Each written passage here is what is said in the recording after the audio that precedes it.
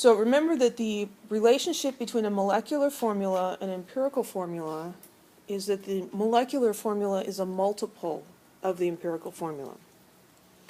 Kind of like you could have a box of donuts, and the donut would be like the empirical formula, and you could have a single serving little box with one donut in it, or you could have a larger box that might have 6 donuts in it, or 7 donuts.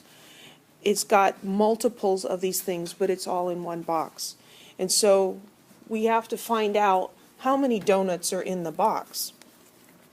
The molecular formula is the exact or true formula of the molecule. It actually tells us, okay, in one molecule, how many atoms of each element are there.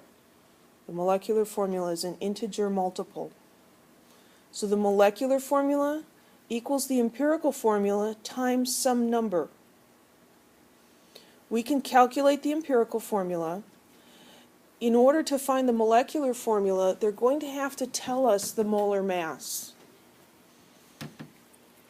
So I think we've got an example here. So this was what we calculated earlier, calculating empirical formula. The empirical formula we figured out was C3H7.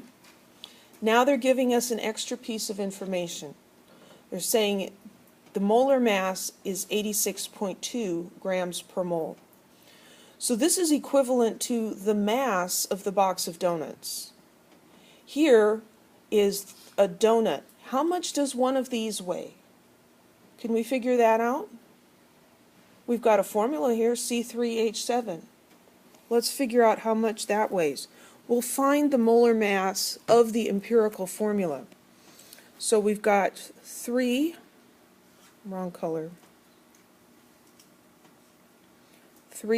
times the molar mass of carbon plus 7 times the molar mass of oxygen.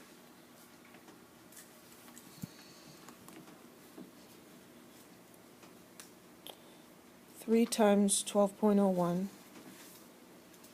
plus 7 times 1.008 equals 43.09. So one molecule, or a mole of C3H7, weighs 43.909 grams. So we could say grams per mole.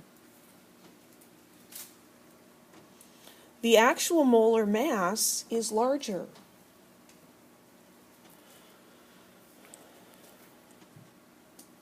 How many times larger?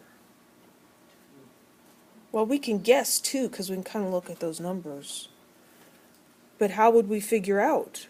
Well, we would take the 86.2 grams per mole and divide by the 43.09 that we calculated, and when we do that, we see that comes out to be very close to 2. 86.2 divided by 43.09. 2.00046. There's some other digits, but they don't really matter. That's 2. That tells us that there are 2 of these guys in the true formula. So the molecular formula is going to be C3H7 times 2. We don't write it that way, but it helps us to see what we're doing. We're taking 2 and we're multiplying all the subscripts by 2. So we end up with C6H14.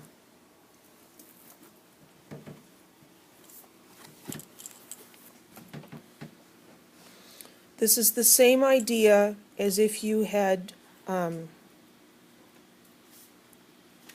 a donut. I don't know why donuts, I guess because of dozens, I don't know. So let's say the donut weighs 20 grams. And here we have a box of donuts. Probably should have made that pink. Not sure why donut boxes are always pink, but they are. There's some donuts in there. This box weighs 60 grams. How many donuts are in the box? 3. That makes sense to us, doesn't it? We take the mass of the whole thing and divide by the mass of one of the pieces, and we get 3. And we say, oh, there's 3 donuts in the box. That's what we're doing with this empirical molecular formula deal. They're telling us that the box weighs 86.2 grams. We figured out the formula for the individual donut, and so we can figure out how much it weighs using the periodic table. So one donut weighs 43. How many donuts are in the box? Well, you take the mass of the whole thing, divide by the mass of one of the pieces, and that tells you how many are in the box. The math here isn't hard. We're just multiplying and adding and a little bit of dividing. It's the idea and remembering what to do that's hard. And so if you can conceptualize it and see the bigger picture of what we're doing, we're just trying to find out how many of these fit into this whole thing. Then it's a lot easier to remember. Any questions?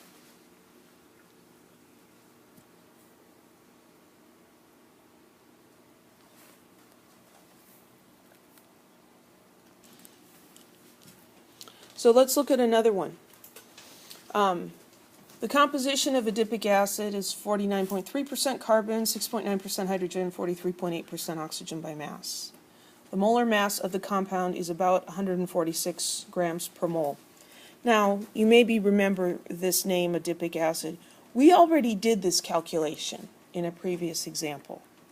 And so here, we're just reminding ourselves the empirical formula that we found earlier was C3H5O2. What is the molecular formula? So what do we need to do to find the molecular formula? This is equivalent to the mass of the box of donuts, right? This is one donut. We need to figure out how many donuts are in the box. So what do we need to figure out about this? We need to add these up. We need to find the mass of the empirical formula.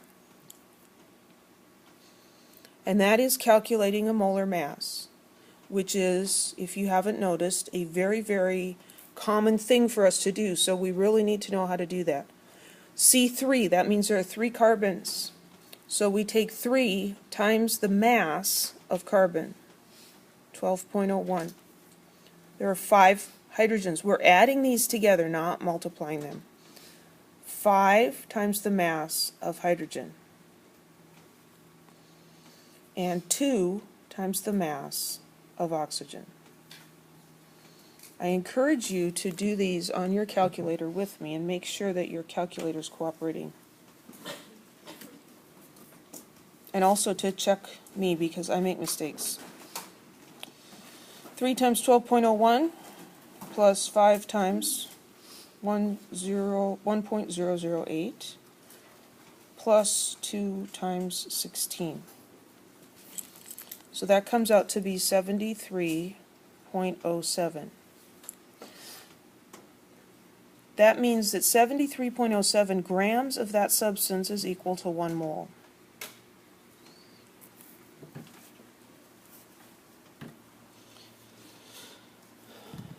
Anybody else get 73?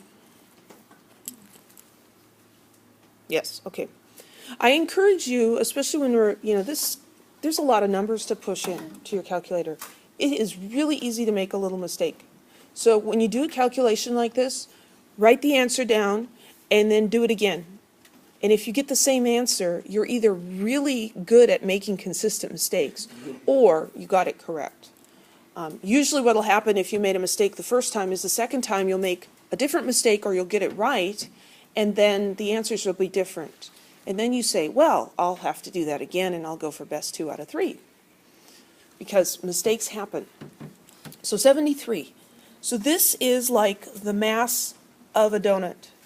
And here's the mass of the box. How do we figure out how many donuts are in the box?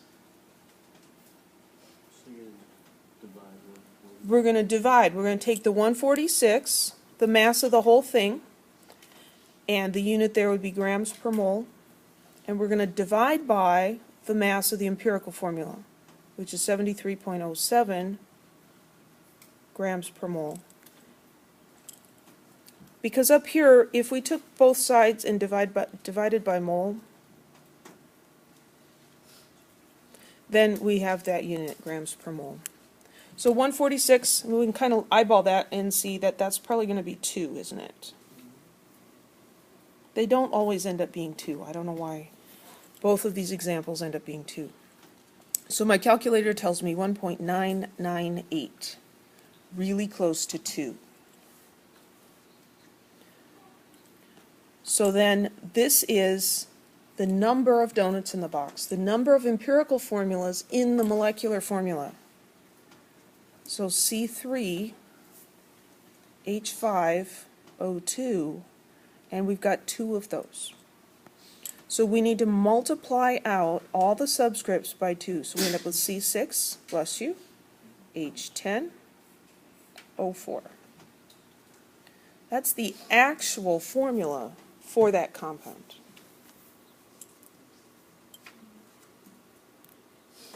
So you don't do nothing with the percents, anything like that? No.